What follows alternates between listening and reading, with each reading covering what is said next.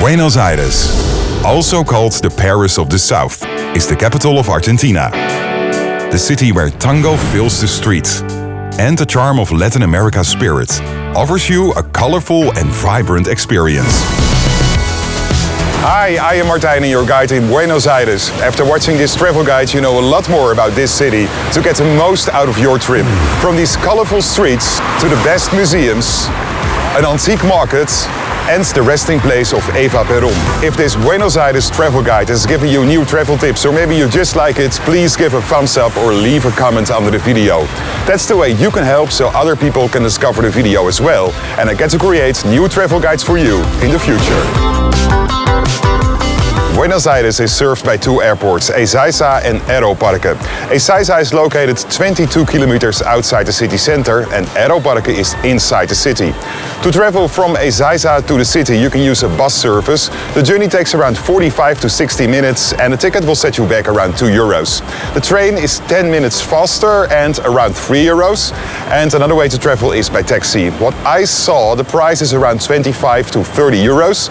And my advice is to buy a ticket at an official authorized taxi stand, which is located in the arrivals hall. Let's start the Buenos Aires travel guide in one of the most charming parts of the city, La Boca. In English it means the mouth, and that's because of the location of this neighborhood at the mouth of the river over here. It was constructed by immigrants from Italy a long time ago, and nowadays it's the place for local artists, food and street art. The most famous and most photographed street is El Caminito. There are different stories about why the houses are so colorful. One story suggests that the houses were built from leftover materials.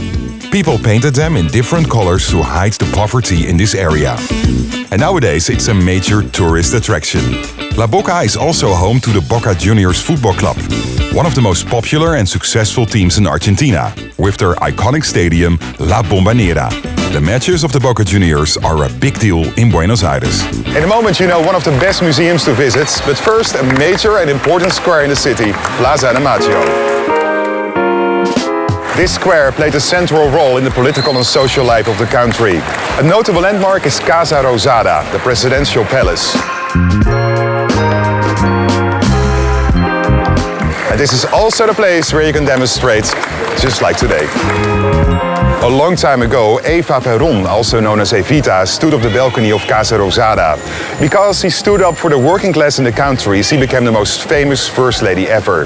The sad thing is that she died at the age of 33 because of cancer. You can visit her resting place at a beautiful cemetery in the neighborhood Recoleta. You can walk through a labyrinth of graves.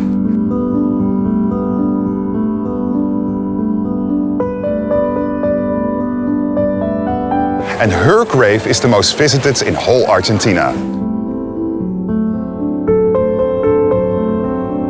In the past you could visit it for free, but nowadays they ask an entrance fee around 10 euros. In a moment you know more about one of the hippest districts in town and an antique market. But first, the Malba Museum. Also known as the Latin American Art Museum of Buenos Aires. It's a prominent art museum dedicated to exhibiting Latin American art from the early 20th century to the present day. Made by artists like Diego Rivera, Frida Kahlo and Antonio Berni. When you like antiques, then you certainly have to visit the San Telmo neighborhood with the San Telmo market. This is a national monument and this building opened in the late 18th to offer the needs from immigrants from Europe. Nowadays it offers food, antiques, music and everything in between. The market is open every day, but some stalls only open on the weekends. Every Sunday you can indulge yourself with more antiques and other stuff with this local market. It opened in 1970 with 270 stalls and nowadays it attracts more than 12,000 visitors a week.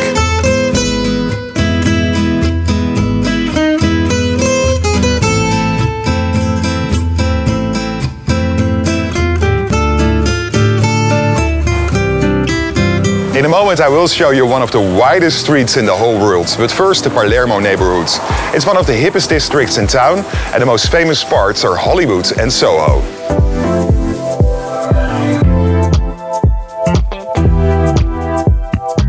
Palermo Soho is my favorite, well known for the cobblestones, the street art, the designer boutiques, cafes and a lot of restaurants. And this part of town is well known for the vibrant nightlife.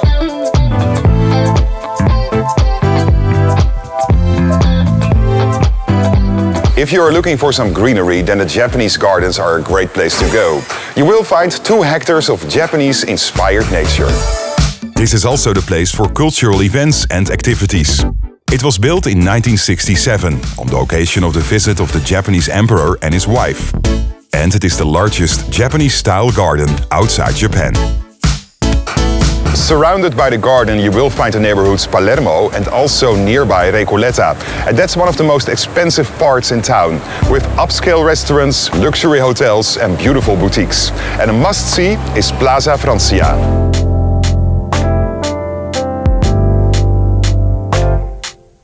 In a moment I will show you one of the most beautiful bookstores in the world, but first Plaza de la República. It's a main square in the city center, and over here you'll find also the Obelisco. It's a monumental that stands for the city's history and cultural identity.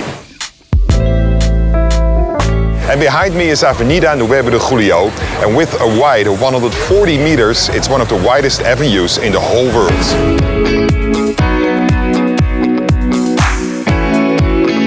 And from this busy place we go to a more quiet one, El Ateneo Grand Splendid, and that's a bookstore in a former theater.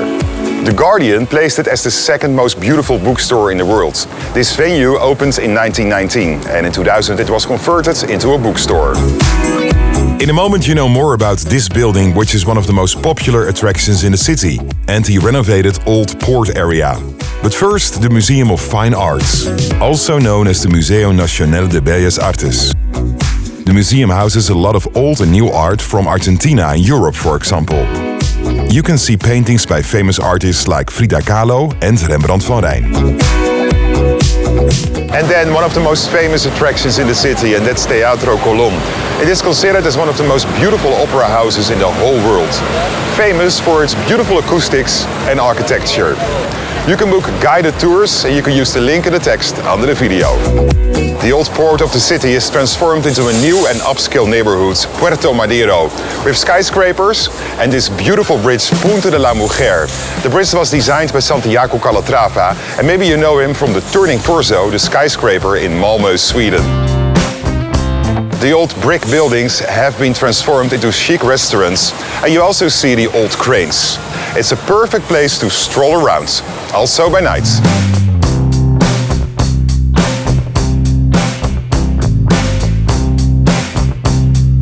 One of the most important religious buildings in the city is the Cathedral Metropolitana de Buenos Aires. It is famous for its stunning architecture and historical significance.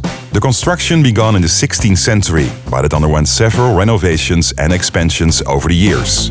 It is also the final resting place of General José de San Martín, a national hero who played an important role in the country's independence. When you think of Argentina, you think of tango, the famous and passionful dance. You can visit a lot of shows over here, and when you're lucky, you can also see it on the streets.